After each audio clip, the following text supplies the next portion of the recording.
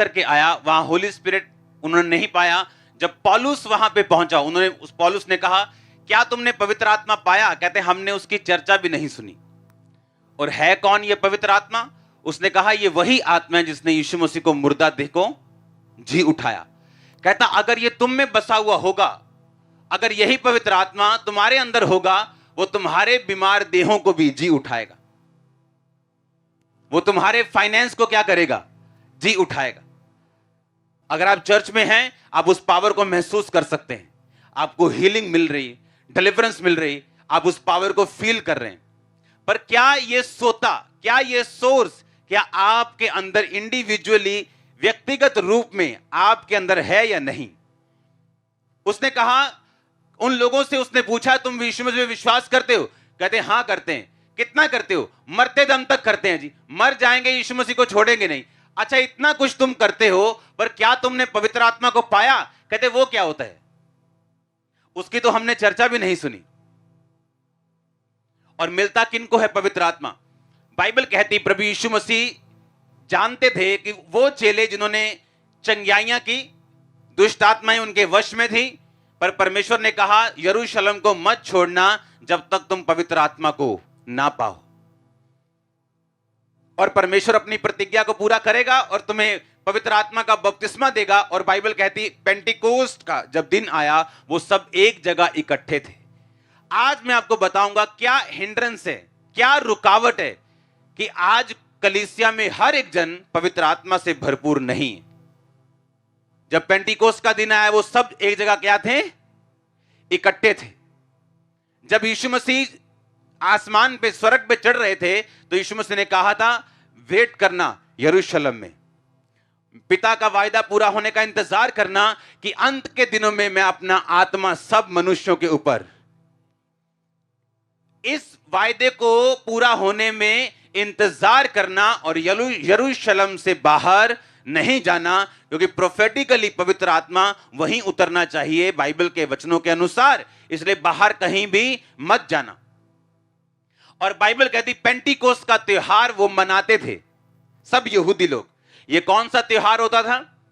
जब गेहूं का सीजन होता था, तो उसके बाद परमेश्वर ने बोला था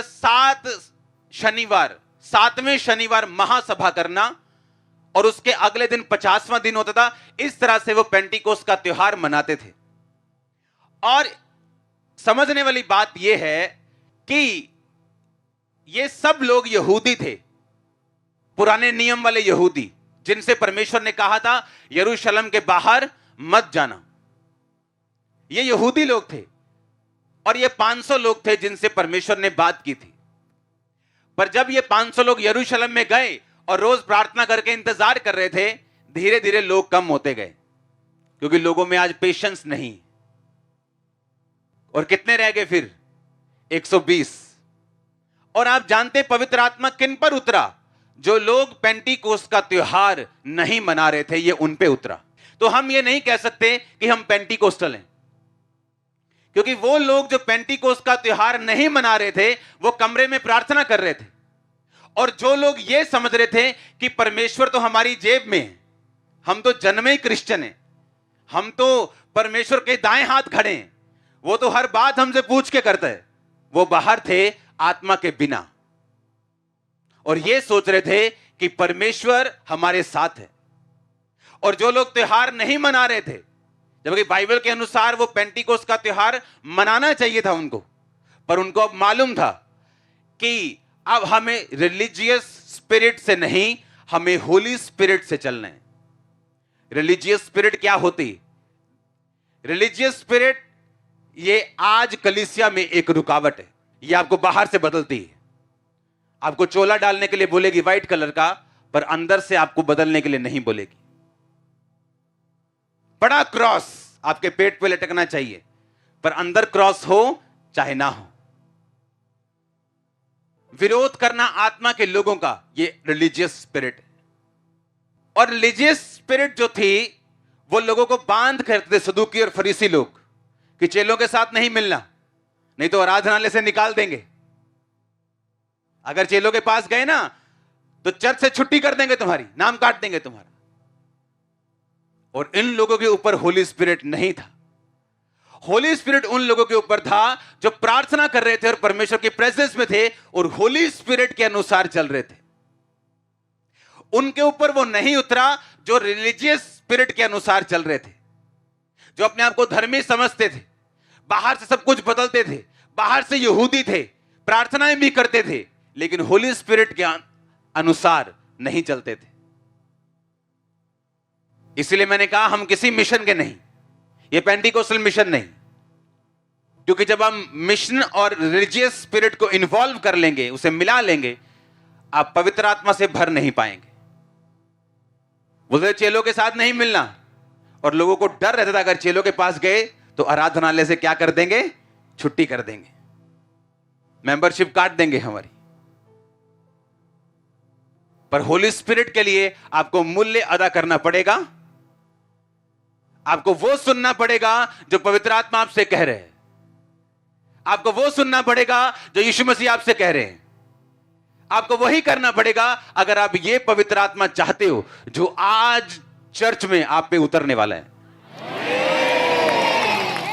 जब पवित्र आत्मा एक व्यक्ति पे उतरता है, जब होली स्पिरिट आप पे उतरता है, साइंस, वंडर्स, परमेश्वर के चिन्ह और चमत्कार और उद्धार की नदियां, ये एक मिनिस्ट्री का, आपकी लाइफ का, आपकी फैमिली का ये पीछा करती हैं। हालेलुया। बाइबल कहती तुम में परमेश्वर के नथनों का श्वास है। श्वास कौन था? वो होली स्पिरिट। हालेलुया।